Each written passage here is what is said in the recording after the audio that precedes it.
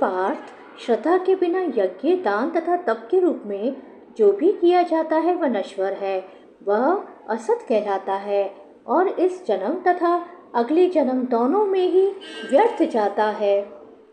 चाहे यज्ञ हो, दान हो या तप हो, बिना आध्यात्मिक लक्ष्य के व्यर्थ रहता है। प्रत्येक कार्य कृष्ण भावनामृत में रहकर ब्रह्म के लिए किया जाना चाहिए। संपूर्ण वैदिक साहित्य में भगवान में श्रद्धा की स्तुति की गई है।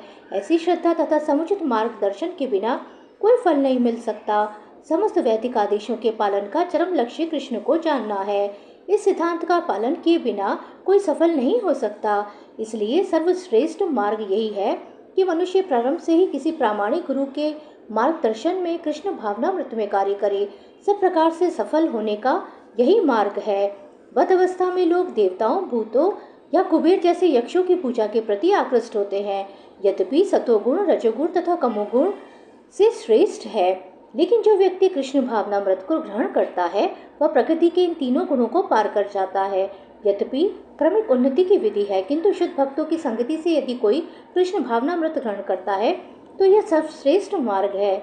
इस अध्याय में इसी की संस्तुति की गई है। इसी प्रकार से सफलता पाने के लिए उपयुक्त गुरु प्राप्त करके उसके निर्देशन में प्रशिक्षण प्राप्त करना चाहिए, तभी ब्रह्म में श्रद्धा हो सकती है। जब कालक्रम से श्रद्धा परिपक्व होती है तो इसे ईश्वर प्रेम कहते हैं। यही प्रेम समस्त जीवों का चरम लक्ष्य है। अतएव मनुष्य को चाहिए कि सीधे कृष्ण भावनामृत ग्रहण करे। इस 17वें अध्याय का यही संदेश है।